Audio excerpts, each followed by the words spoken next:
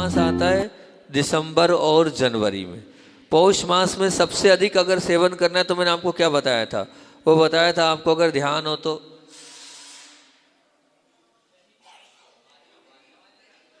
ये तो कम से कम माताओं याद कर लो, एक एक चीज याद कर रही थी मैंने आपको। दूध से करे मेल, पौष मास में अगर आपने दूध का सेवन किया तो निश्चित मान के चलना आप कभी अस्वस्थ नहीं होगे, कभी आप बीमार होने नहीं वाले हो। और अब पौष मास में क्या खाना चाहिए, तो अनाज में बाजरा, चावल, उड़द और कुल्थी, इसका सेवन अवश्य करना चाहिए पौष मास में। सब्जी में टमाटर और कहते हैं, लेकिन मैं तो बोलूँगा नहीं, मूली के पत्ते, सहजन की फली इस मौसम में अवश्य खाना चाहिए। और साथ साथ में मटर और पालक, ये चीज़ हो गई। फल में सूखा नारियल, पपीता, संतरा, अंगूर, अनार, अमरूद और आंवला खाना चाहिए। और मसाले में काली मिर्च, हिंग, मेथी। वैसे हिंग बहुत गर्म होती है लेकिन पौष में अवश्य लेना चाहिए। कम से कम साल में एक माह ऐसा है पौष जिसमें आपको हिंग का सेवन करना चाहिए।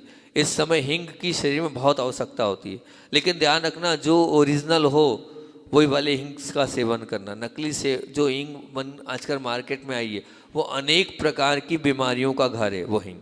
मेथी, अजवाइन, सौंठ, हल्दी, सौंठ को बहुत अच्छे से लेना चाहिए, पुदीना, लौंग, पतली दालचीनी, केसर, पीपरा मूल, हरी मिर्च, लाल मिर्च, जायफल, जावित्री, इनका सेवन करना चाहिए। और अन्य में देसी गाय का दूध, घी, छेना, श्रीखंड, मसाले वाला दूध, दही।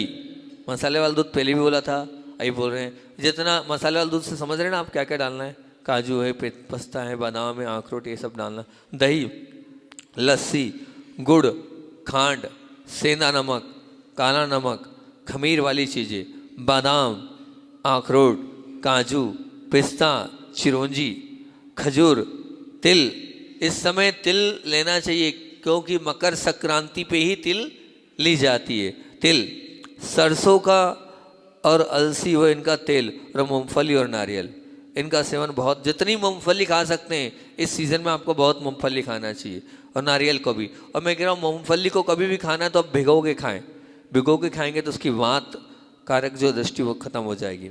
और कम क्या खाएं इस पौष मास में, 15 दिसंबर से 15 जनवरी का लगभग समय, इस समय गेहूँ, तुअर, लौकी, करेला, जीरा, जीरे को भी कम खाना है। क्यों? बहुत ठंडा होता है, अति ठंडा होता है, इतना ठंडा होता है। अगर मान ली आचार्य श्री जी ने एक बार, एक याद आ गया तो बता देता हूँ। एक महाराज जी को बहुत पित्त बढ़ा हुआ था, इतना पित्त बढ़ा हुआ था कि उनके मुख में भी पित्त आ रहा था। तो आचार्य श्री से मैंने कहा आचार्य श्री बहुत हो रहा, बोले कुछ नहीं करो दुर्लभ, एक काम करो। मैंने कहा जी आचार्य श्री जी आज्ञा। बोले 2 गिलास पानी लेना, उसमें 2 चम्मच जीरा डालना, और बोले वो 25% ले जाए, मतलब कितना, आधा गिलास ले जाए। 2 गिलास का कितना रह जाए? आधा गिलास। बोले उस आधे गिलास पानी को, उसको उनको बोलना चूस चूस के पिए, चूस चूस के टॉनिक जैसा ले, और जो जीरा बचे उसको अच्छे से चबा देना। आप देखना चमत्कारी प्रभाव पड़ेगा। और वास्तविकता में उनको हमने ऐसा कराया, ऐसा जैसे ही कराया वैसे के वैसे ही उनका पूरा पित्त शांत हो गया, पूरी गर्मी शांत हो गई। उन्होंने खुद ने अनुभव किया कि हाँ मेरे अंदर जो आग लग रही थी वो समाप्त हो गई। इतना जीरा प्रभावकारी होता है, इतना शांत करता है वो जीरा। तो ये जीरा आपको, लेकिन उन्होंने एक बात बोली थी, गरम गरम मत देना, ध्यान रखना, गरम गरम मत देना उसको। गरम दोगे तो गर्मी कर जाएगा। उसको कैसा देना? एकदम ठंडा, ठंडे से मतलब फ्रिज का ठंडा नहीं, सामान्य से ठंडा, वैसे आपको देना। तो बोले बहुत अच्छा होगा। तो वास्तविकता में बड़ा प्रभावकारी होता है वो जीरे का पानी। और जिनको इन्फेक्शन, यूटीआई हो जाता है, यूटीआई के लिए बहुत काम का होता है ये जीरे का पानी। तो ये जीरा बता दिया, इस समय जीरा आपको लेना ही चाहिए। और साथ में क्या बताया है कि जीरे के साथ सज्जी खार, इलायची, सौंफ, मूंगफली का तेल, छाछ, पनीर, नींबू, किशमिश, मनुका कम खाएं क्योंकि ठंडे होते हैं। किशमिश स्वभाव से ठंडी, मनुका ठंडी, ठीक है ना, छाछ ठंडा, इन लोग इस चीज़ को नहीं लेना है हमें, ठीक। मूंगफली ले सकते हैं, लेकिन मूंगफली का तेल इस समय लेते तो है, लेकिन कम खाएं। अब ना खाएं इसका बहुत ध्यान रखना है, क्योंकि ये सबसे ज़रूरी है कि इस समय हमें जौ नहीं लेना है, ज्वार नहीं लेना है, मसूर नहीं लेना है, चने का सेवन बिल्कुल नहीं करना है। सोचो आप, अभी चना क्यों नहीं लेना है, क्या कारण है? चना इस समय चने को मना किया गया है।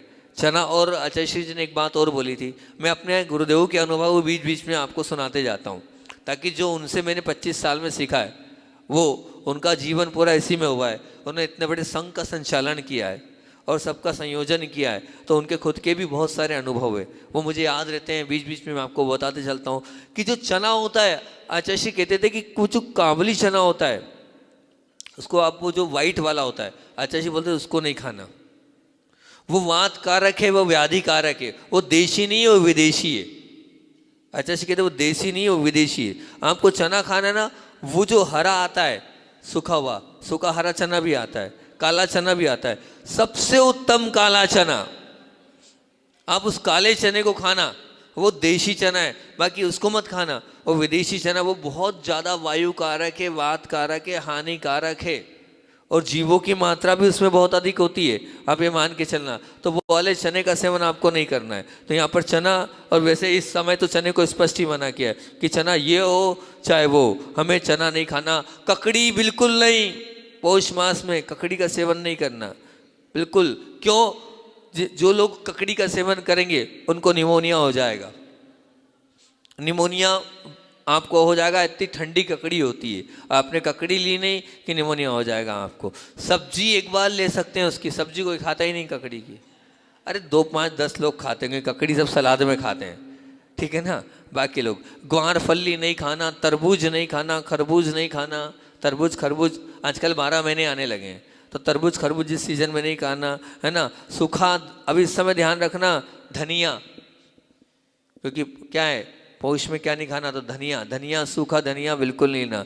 इमली मीठी नहीं लेना, रिफाइंड तेल नहीं लेना, वनस्पति घी, डेयरी का घी नहीं लेना, बटर नारियल का तेल नहीं लेना, आयोडीन नमक नहीं लेना, सफ़ेद शक्कर नहीं लेना। ये सब चीज़ें आपको बिल्कुल भी नहीं लेनी है, बिल्कुल ध्यान रखना है इन सब चीज़ों का। इनको पौष मास में हमें किसी तरह से भी नहीं सेवन करना है।